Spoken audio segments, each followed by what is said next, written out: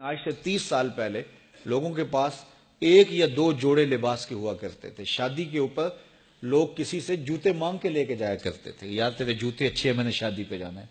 امیر بھی ایسا کرتے تھے, غریب بھی ایسا کرتے تھے. میرا ایک دوست مذاق سے کہتا ہے, پہلے جب کسی سے پوچھتے ہوتے تھے کیا حال ہے, وہ کہتا تھا شکر ہے. آج پوچھتے تو کہتا ہے شوگر ہے. تو بالکل حالات بدل گئے اور ناشکری پیدا ہو گئی ہے, برکت اٹھ گئی ہے, اللہ کی ناراضگی ہو گئی ہے. یہ ناراضگی کیسے ہوتی ہے؟ جب ہم اس کے حکموں کو توڑتے ہیں تو پھر وہ ہماری پرواہ کرنا چھوڑ دیتا ہے. پھر صحرا میں پڑے ہوئے خشک پتے کی طرح ہوائیں چاہے ادھر اڑائیں چاہے ادھر اڑائیں, اللہ کو کوئی غرض نہیں ہوتی. وہ جدھر مزید دھکے کھاتا پھرے, اور اگر کوئی اس کا ہو جائے پھر وہ اللہ کے ذمے ہوتا ہے. اللہ پھر اس کی حفاظت کرتا ہے. کوئی میلی آنکھ سے دیکھ کے جائے کہاں, کہ کسی میں ہمت کیسے ہو. حضرت سفینہ رضی اللہ تعالیٰ عنہ جنگل میں بھٹک گئے تو انسانی بھوک سونگ کے شیر جب حملہ آور ہونے کے لیے قریب آیا تو حضرت سفینہ رک گئے اور شیر کی آنکھوں میں آنکھیں ڈال کے کہا, اور جنگل کے بادشاہ جانتا نہیں میں کون ہوں, میں رسول اللہ کا نوکر ہوں. اللہ اکبر. صاحب مشکات لکھتے ہیں کہ اس شیر نے دم ہلانا شروع کر دیا. کوئی زبان حال سے کہہ رہا تھا تو رسول اللہ کا نوکر ہے تو پھر میں تیرا نوکر ہوں. اللہ اکبر. تو ہم جب ان کے نہ رہے تو پھر زمانہ ہمارا نہ رہا. تو یہ نتیجہ ہے گناہوں کا. اللہ اکبر. تو ہم اپنے کاروبار کو جب صاف ستھرا رکھیں گے, پاکیزہ رکھیں گے, تو طمانینت ملے گی, سکون ملے گا, قرار ملے گا. اللہ کے محبوب علیہ السلام کے ایک صحابی گھوڑا فروخت کر رہے ہیں تو ایک صحابی اور آئے تو انہوں نے کہا کہ یہ گھوڑا بیچتے ہو؟ کہا ہاں بیچتا ہوں. کتنے کا؟ کہا 500 درہم کا. تو عرب گھوڑے کے اوپر سواری کر کے چیک کرتے تھے, دیکھتے تھے, ٹرائی لیتے تھے. تو گھوڑے کے اوپر جب ٹرائی لی نا تو واپس آ کے کہا کہ اس کا 600 درہم لوگے؟ اس نے کہا میں تو 500 میں بیچنے آیا ہوں, تو تم 600 دیتے ہو تو بسم اللہ.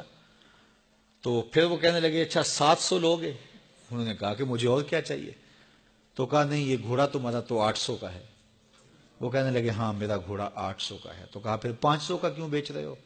کہا میری مجبوری تھی, میں نے بیٹی کی شادی کرنی تھی اور میں مجبوری سے 800 کا گھوڑا 500 میں بیچ رہا ہوں. انہوں نے کہا میرے صاحب, میرے بھائی, میں تو 800 میں لوں گا. جب ہے 800 کا ہے تو میں 500 کا کیوں لوں؟ انہوں نے کہا بسم اللہ. انہوں نے 800 روپے پیش کی اور گھوڑا لے لیا. تو کہا کہ میری تو مجبوری تھی کہ میں نے بیٹی کی شادی کرنی تھی اور میں اس لیے گھوڑا 300 سستا بیچ رہا تھا, اور تم نے 800 کا لیا جب تمہیں 500 کا مل رہا تھا. کہا میری بھی مجبوری تھی. کہا تمہاری کیا مجبوری تھی؟ کہا میرے رسول کا فرمان میری مجبوری تھی.